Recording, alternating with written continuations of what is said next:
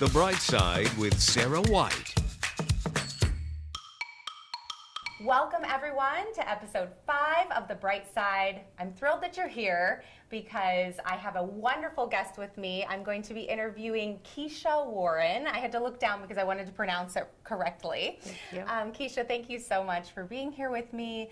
Kacia is going to be sharing her story of overcoming some difficulties and adversity and some really hard trials in her life and how she was able to see the bright side. And that is truly what the bright side is about. If you're just joining us for the first time, it is about not being unrealistically optimistic, but being able to see the hope and the bright side coming out of very difficult times. And so welcome. Thank you for being here with me. Thank you for having me. It's a pleasure. Yeah, so I'm so glad you're here. I want you to actually just start off by sharing a little bit of your story because it is a story of loss. I was able to read it. There's this wonderful book that has been put together of various women's stories of survival. Correct. And you were actually the one to kind of put the stories together, and I love that. And in here, you talk about all of the loss that you had to go through. So go ahead and share a little bit about that. So through difficult situations, I have learned to navigate life. What was once a deep, dark depression and full of tragedy, I have learned to weave my way out in empowerment and to help other people tell their story. And that's the gift. I was somebody who was not going to be a part of this book, and I was told my story was too important not to be in the book. And a wonderful mentor is the one who pushed me to tell my story. And I was like, why me? But my story is important. I lost my family very early on, and I lost my sister first to a tragic overdose and found out later that it was from fentanyl. Wow. And surprisingly, in a shock of not knowing, I was cleaning up one day and read some papers that I opened up from the corner, and I had no idea that it was from fentanyl.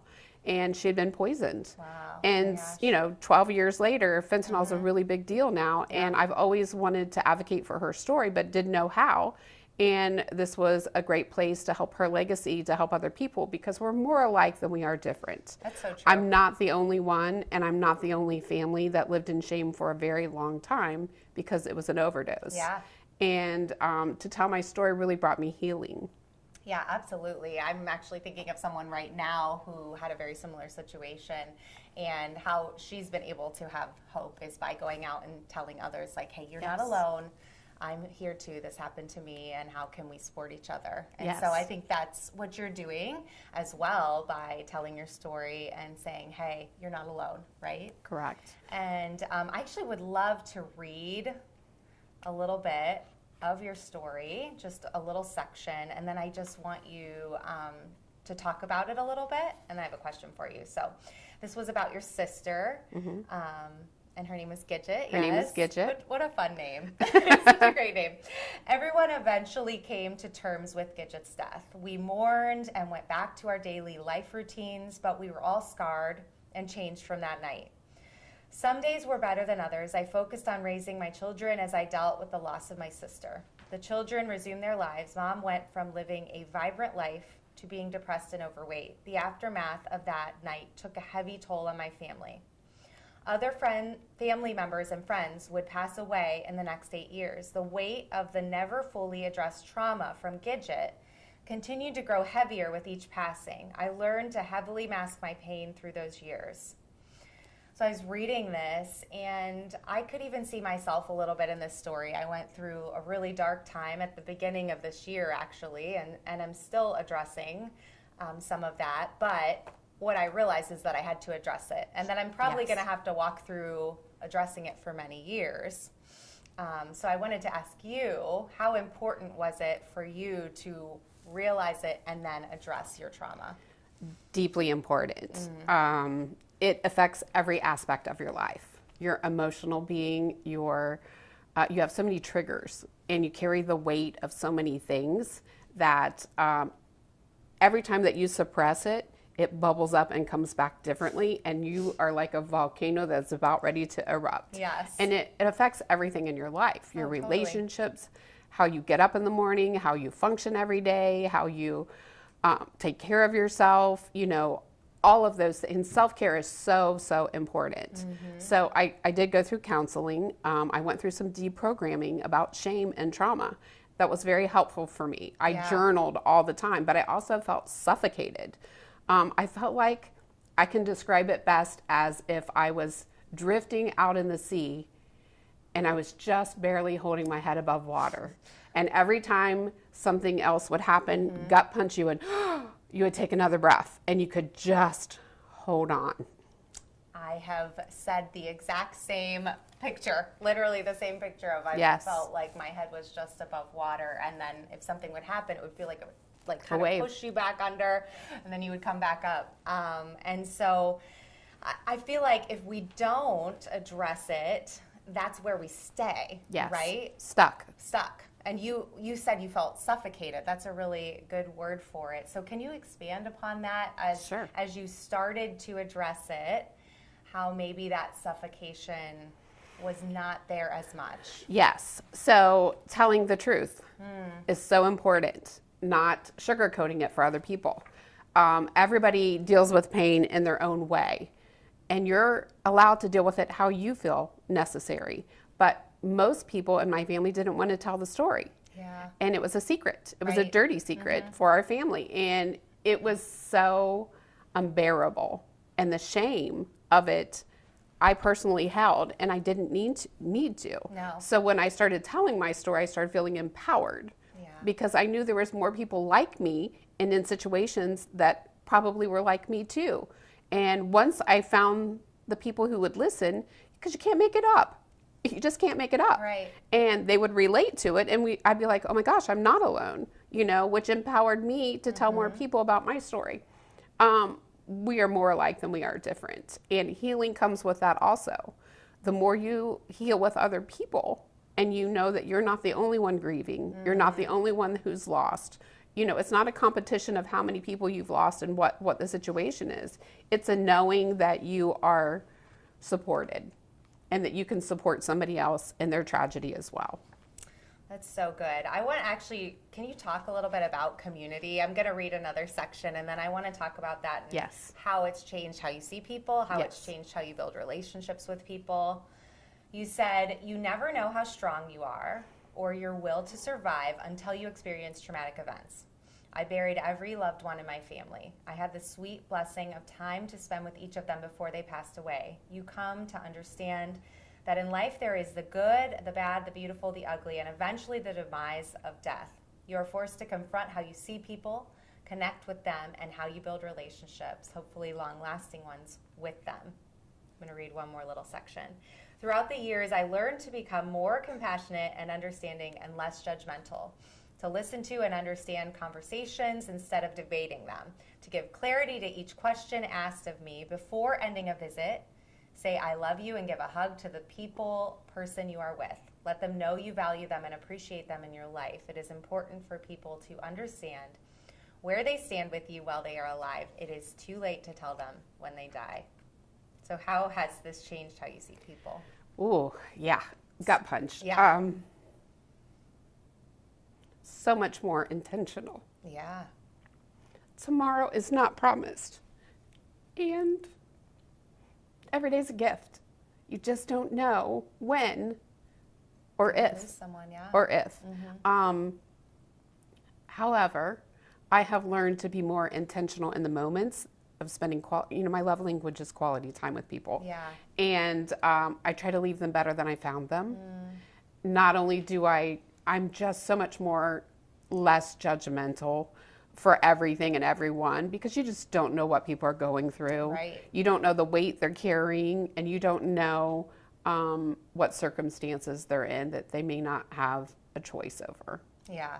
No, I totally agree. I feel like the same thing from going through this time that I had gone through this past year, that coming out of it, there was, I just realized that everyone has a story. Yes. Everyone has things they're going through, same things that you're saying. Everyone is dealing with something. And I think I realized that for the most part because I never thought that I would be dealing with what I was dealing with. And then, other people didn't know a lot of times. They didn't know that I was struggling so much. So it made me flip that and say, well, I don't know what they're struggling with either. And so I think if we can go into meeting someone or having a relationship where we are not immediately judging that person, it's so good. It's so good. I love how you said listen and understand conversations before debating them, because how often, especially in this very social media driven world, do we try to, jump in and debate with someone? And it's so unnecessary. Do you want to talk to that for a moment? I learned to pick and choose my battles and good. making them a priority. I don't have to comment on everything. I don't have to be, No, we don't. I do not have, and the other part in reverse of that is I don't have to explain myself to everyone. Right. I don't need permission. I don't need somebody else's permission. It's my boundary, to share with somebody. Right. And you can decide if you want to share with that person. Correct. You can share. And if you don't want to, you don't have to. Right. And, you have to also remember people are, when they're giving you advice of what they should do or how they think you should do it, you have to take it with a grain of salt. Sure. You have to know what's right for you and how you operate in life and move forward, right? Everybody doesn't give great advice. If they did, it'd be free. Right. And it's coming from their experience too. So Right. they're giving you advice from their own experiences, and so you have to just take it for what it's worth. It is. And if it is something that is good for you, you can kind of decide that on your own and move forward, or decide that you're just going to put it aside. Put that advice aside. I thought this was also really good and very important, gratitude. Yes. And so I'm just going to read this last little paragraph here and just have you comment on how you are able to have gratitude after going through so much loss in your life. So, imagining that happiness can be found after painful experiences is hard to comprehend. It's when you are in the deep, dark pit, you feel like you're not going to get out. You feel like you are going to go under the water again, right?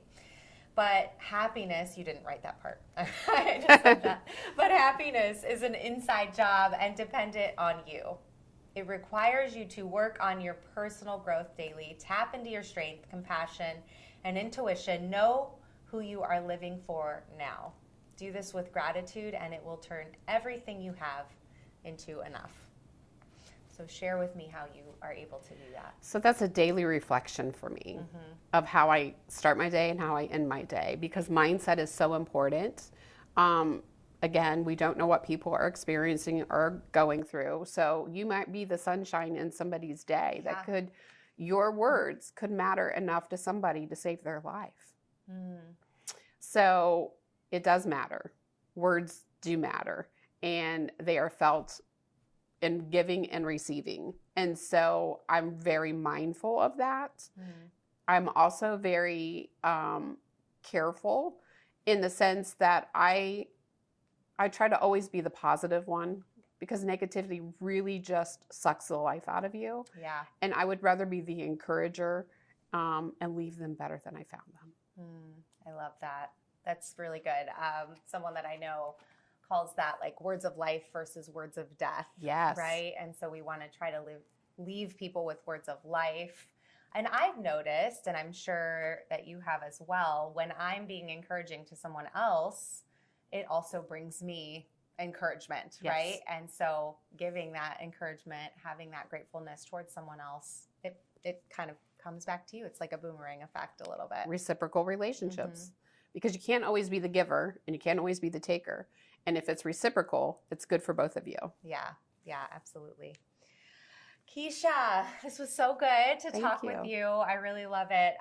Just as we're wrapping up, can you think of, because you're very inspirational, I want you to leave some words of inspiration with someone maybe who is in the midst of the darkness. Maybe they feel like they are just have their head above water.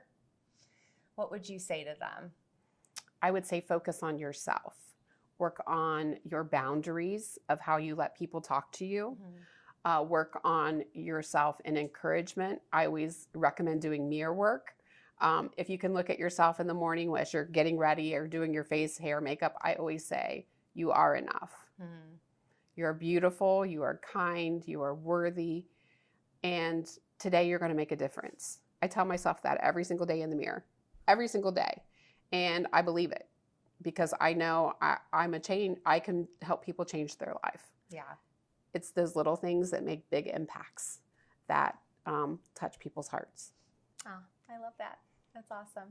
And so you actually started a publishing company alongside a friend of yours. And so I want to wrap up by just sharing a little bit about that so that people want to get your book. Yes. And or check out what you're doing on the publishing end of things, they can do that. Yes.